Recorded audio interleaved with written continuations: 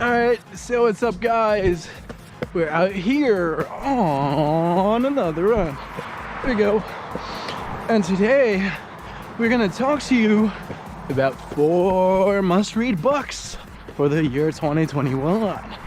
What do we want to read? What do we want to read? Let's see.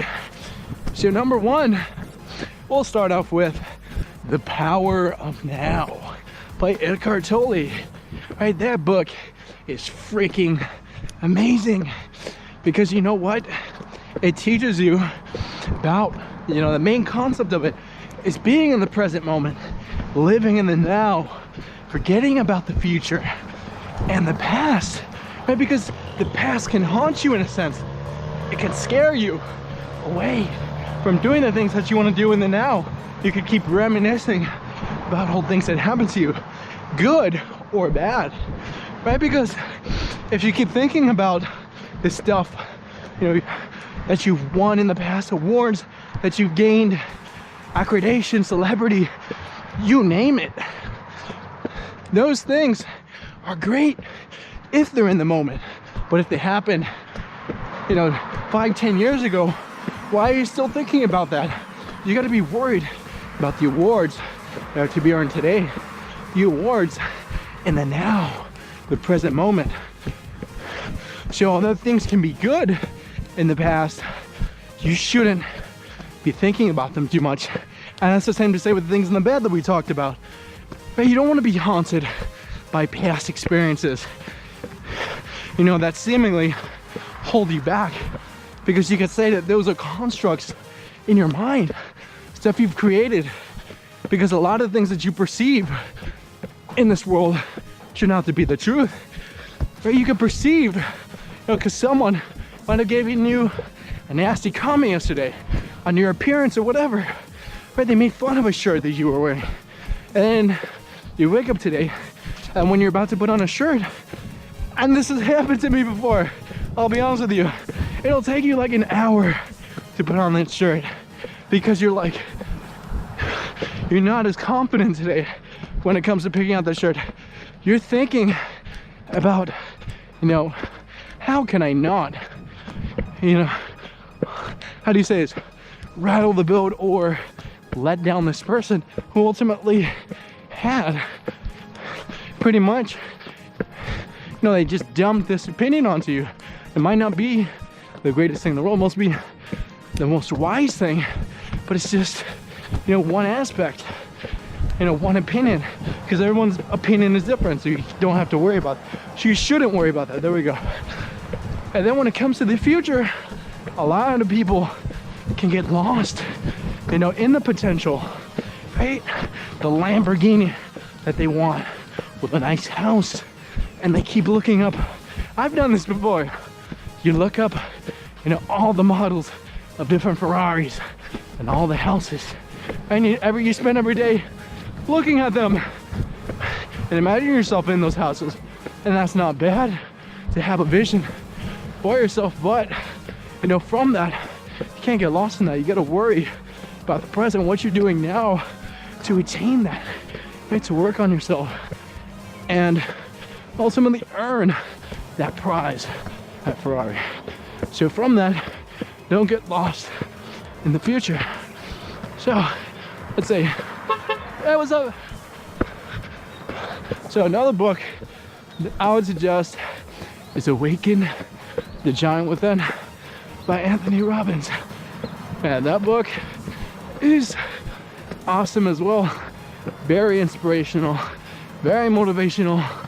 Something, that I read a long time ago, when I was just starting out and everything, starting out in college and going through, this fitness journey and everything that I'm doing now. It was something that really opened my eyes because it teaches you that within everybody, no matter, what insufficiencies you think you may be born with, there's a giant within all of us. There's someone, a monster waiting to be awakened. And what you gotta do is bring that out. Tell yourself, because a lot of it is simply in your mind. Nothing more than that. Because a lot of us tend to doubt ourselves. You know, we carry this self-doubt almost like a burden of sorts. It's something, you know, that holds you back from ultimately believing, you know, who you are, knowing your worth in a sense. And our voice just cracked, but you know what? You know, the main gist of that is, you know, you have, you know, a special talent, special characteristics within you that you probably don't know about, that you have to go out and figure out what they are, and you got to use them. And not only within talents, but within yourself. You know, that hard worker, that ambitious individual that never gives up, that never quits, in a sense, that essentially, you know, doesn't stop until the end. And we see somebody that we know. And we'll talk about the third book now.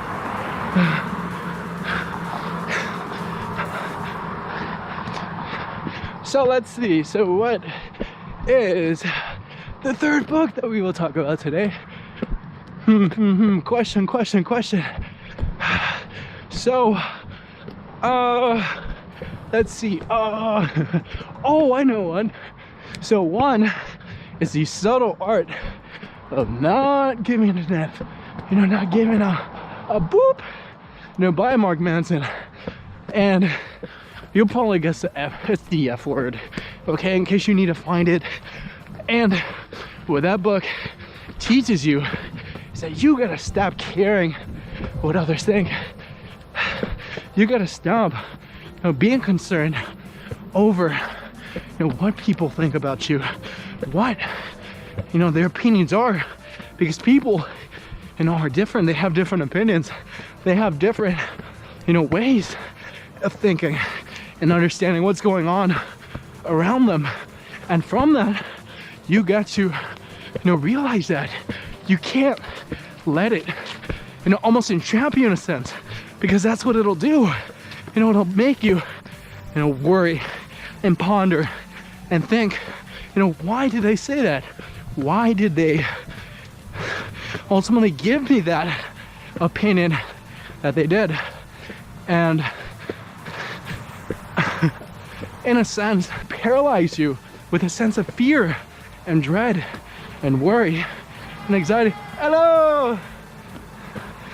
And you simply have to not give an F, right? Like Conor McGregor, you know, comes to mind when I think of that mind state.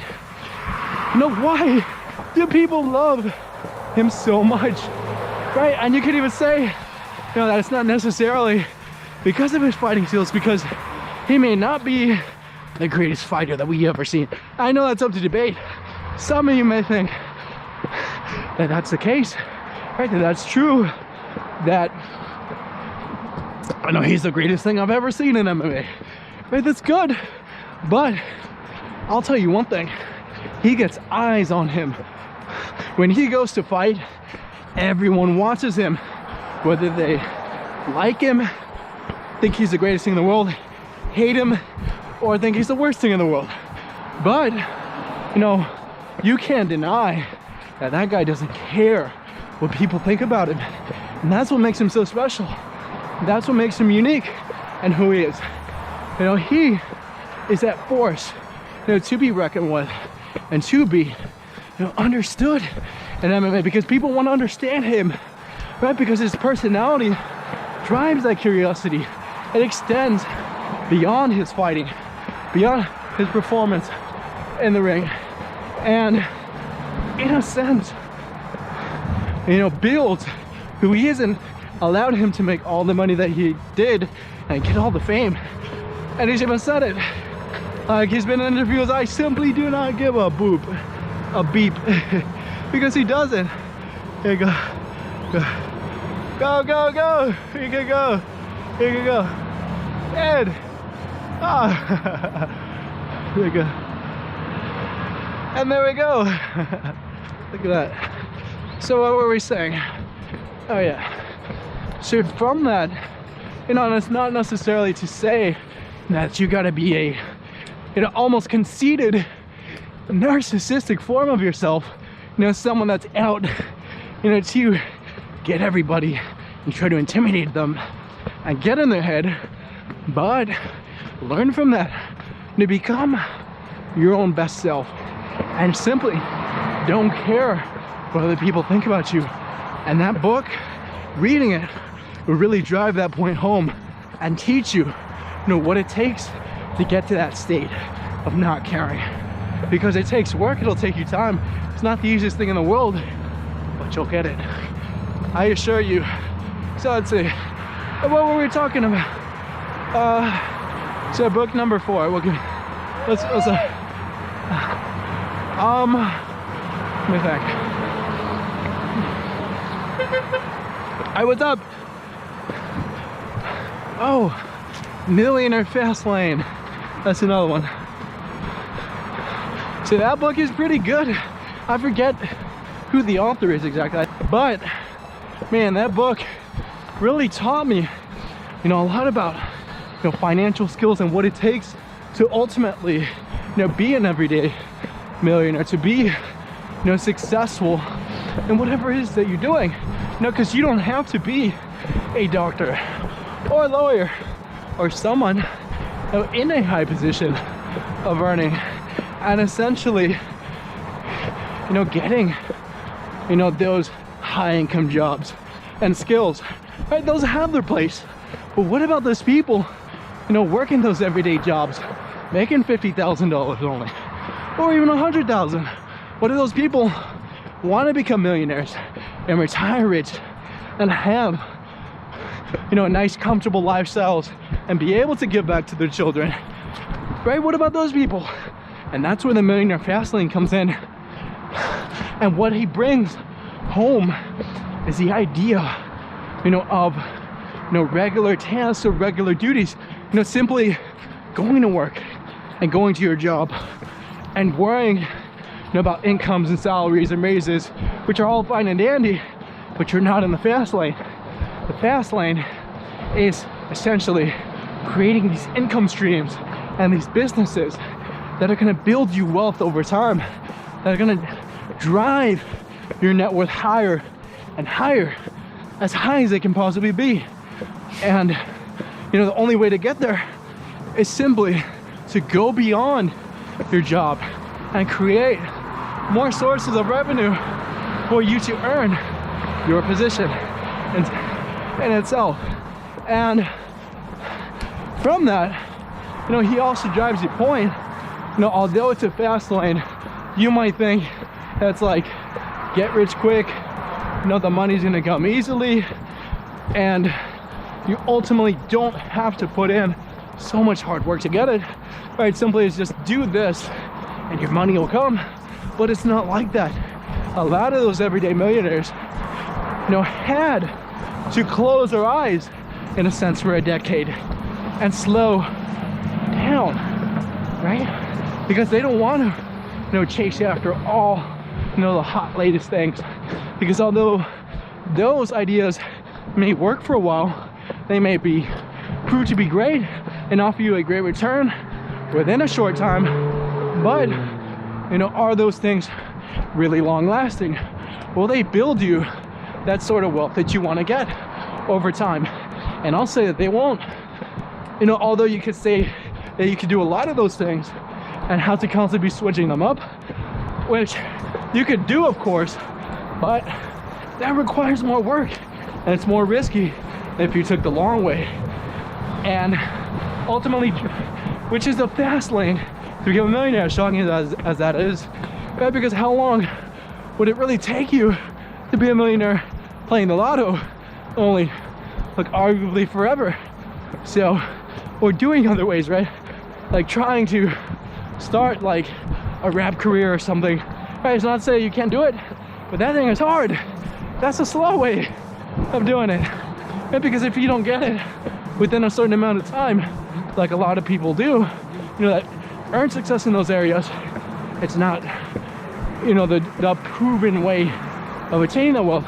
And it's not to say that that's, bad to not chase out of those things. If that's what you love, do it. But if you're going after the money, I would suggest not to. That's not, the best you know, decision to make, you know, as far as like a calculated standpoint goes. So it's a